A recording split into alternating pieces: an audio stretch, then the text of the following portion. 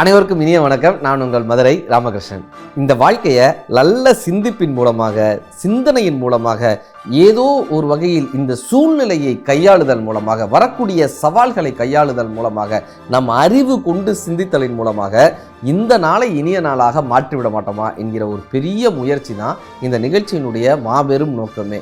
Sir, தெளிவான சிந்தனையோட, விழிப்புணர்வோடு நம்ம இருக்கும்போது இந்த நாளை மட்டும் இல்லை, எல்லா நாள்களிலும் வரக்கூடிய சவால்களை நம்ம சமாளிச்சிடலாம் சார். இப்போ அக்பரினுடைய வீரம் எத்தனை தூரம் அக்பருக்கு பெரிய முக்கியமோ, அதே அளவிற்கு அக்பரின் கூட இருந்த பீர்பாலின் அறிவு அவருடைய வெற்றிக்கு மிகப்பெரிய காரணமாக இருந்துச்சு. பீர்பாலினுடைய அறிவு கூர்மை, அந்த விழிப்புணர்வு, எத்தனை பெரிய சவால்கள் வந்தாலும் அக்பர் எப்படி தனது வாளினுடைய திறத்தினால் வெற்றி பெறாரோ, அக்பர் எப்படி தனது போர் திறத்தினால் வெற்றி பெறாரோ, அக்பர் எப்படி தனது வீரத்தினால் வெற்றி பெறாரோ, அப்படி பீர்பாலினுடைய மதி நுட்பம் இருக்கு பாருங்க, அது அவருக்கு மிகப்பெரிய ஒரு பலமாக இருந்து இன்னும் பல வெற்றிகளை பெற்று தந்துச்சுன்னு வரலாறுகள் கற்றுக் கொடுக்குது.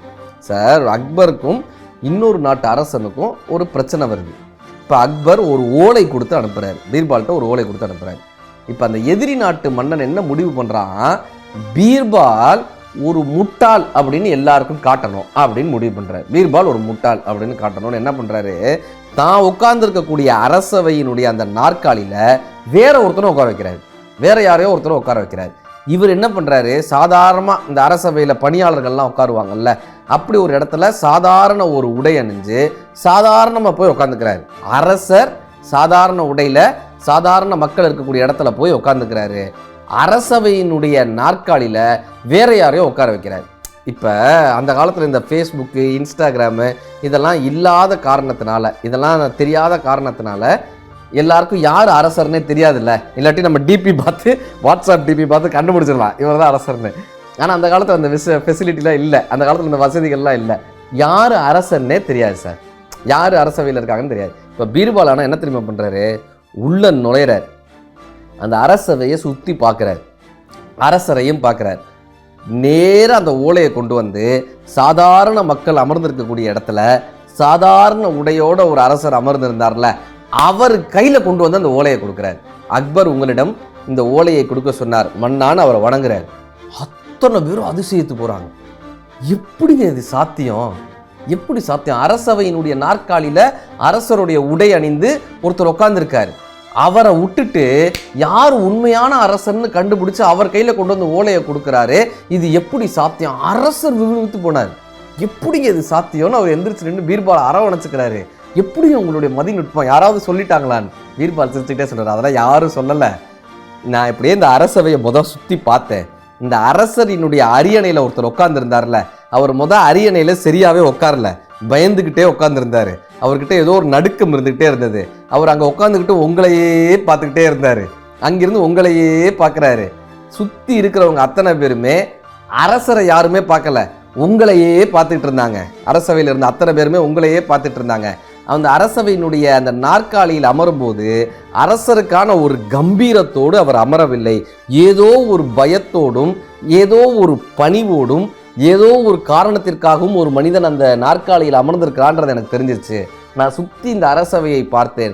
இந்த அரசவையிலேயே மிகப்பெரிய துணிச்சலோட, மிகப்பெரிய நம்பிக்கையோட, மிகப்பெரிய கம்பீரத்தோடு நீங்கள் சாதாரண உடை அணிந்திருந்தாலும் கூட அந்த நாற்காலியில் மிகப்பெரிய கம்பீரத்தோடு அமர்ந்திருந்தீர்கள்.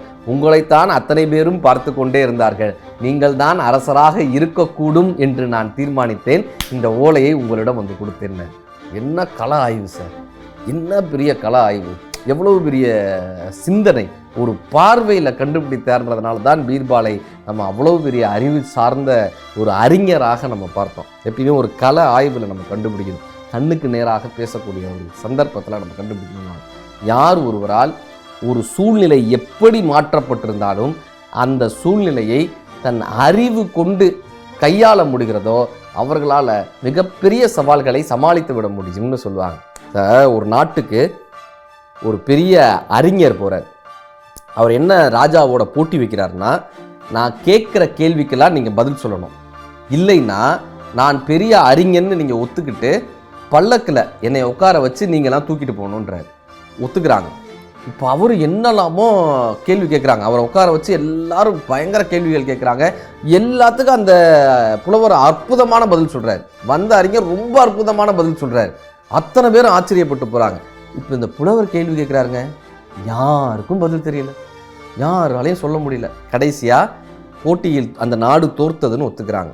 இப்போ இந்த புலவரை ஒரு பல்லக்கில் உட்கார வச்சு அந்த நாட்டினுடைய மன்னன் ஒரு பக்கம், இளவரசன் ஒரு பக்கம், அமைச்சர் ஒரு பக்கம், தளபதி ஒரு பக்கம், 4 பேரும் அந்த புலவரை வச்சு தூக்கிட்டு போகிறாங்க. என்ன தெரியுமா அர்த்தம்? எங்கள் நாட்டை விட இவருடைய அறிவு சிறந்ததுன்னு 4 பேர் தூக்கிட்டு போகிறாங்க. இப்போ அதை பார்த்த ஒரு சின்ன பையனால் அதை தாங்க முடியல. நம்ம மன்னர் இவரை தூக்கிட்டு வர்றதா? இவ்வளோ பெரிய ஆணவமான அந்த சின்ன பையன் போய் கேட்குறான் அந்த புலவர்கிட்ட, நான் ஒரு கேள்வி கேட்பேன், அதுக்கு நீங்கள் பதில் சொல்ல முடியுமா? சிரிக்கிறார் அவர். ஏன்னா அவங்க நாட்டில் இருக்கக்கூடிய பெரிய அறிஞர்கள்லாம் கேள்வி கேட்டாங்க, அதுக்கே நான் பதில் சொல்லிட்டு வந்துட்டேன், நீ என்ன சின்ன பையன் என்ன கேள்வி கேட்டுருவ, கேளு கேளு அப்படின்றாரு. அந்த பையனில் டக்குன்னு கீழே இருக்கக்கூடிய மண்ணை அப்படியே எடுத்து அவர் முன்னாடி இப்படி நீட்டுறான்.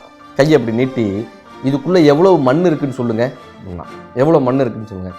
இப்போ இந்த புலவர் சொல்கிறாரு, தர்க்க சாஸ்திரத்தின் பிரகாரம் பஞ்சபூதங்களுக்கு, தர்க்க சாஸ்திரத்தின் பிரகாரம் பஞ்சபூதங்களுக்கு நம்ம அளவே சொல்ல முடியாது. நிலம், நீர், காற்று, எவ்வளோ காற்று இருக்குன்னு சொல்லுங்கன்னா சொல்ல முடியாது. அதே போல் நிலம், நீர், காற்று, நெருப்பு, எவ்வளவு நெருப்பு எரியுதுன்னு சொல்லுங்கன்னா சொல்ல முடியாது. பஞ்சபூதங்களுக்கு நாம் அளவை கொடுக்க முடியாது. இதுதான் தர்க்க சாஸ்திரம். அந்த பையன் சொல்கிறான், நான் கொடுக்க முடியும்ன்றான். நான் கொடுக்க முடியும். எப்படி அப்படின்னார். எங்க எவ்வளோ மண் இருக்குது நீ சொல்லு பார்ப்போம், நான் ஏற்றுக்கொள்ளும் வகையில் நீ சொல்லு பார்ப்போம் அப்படின்றார். அந்த பையன் ரொம்ப சிரிச்சுக்கிட்டே சொன்னான், ஒரு கைப்பிடி அளவிற்கு இங்கே மண் இருக்கிறதுன்னா. ஒரு கைப்பிடி அளவிற்கு மண் இருக்கிறதுன்னா. புலவர் விளவெழுத்து போனார். ஆமாம்ல, ஒரு கைப்பிடி மண் இருக்குல்ல. அவர் அந்த பல்லக்கை விட்டு இறங்கினார். அந்த சின்ன பையனை வணங்கினார். இவ்வளவு நாள் என்னிடம் இருந்த ஆணவம் இந்த 8 வயது சிறுவனிடம் அடங்கியதுன்னு சொல்லி வணங்கிட்டு போனார்.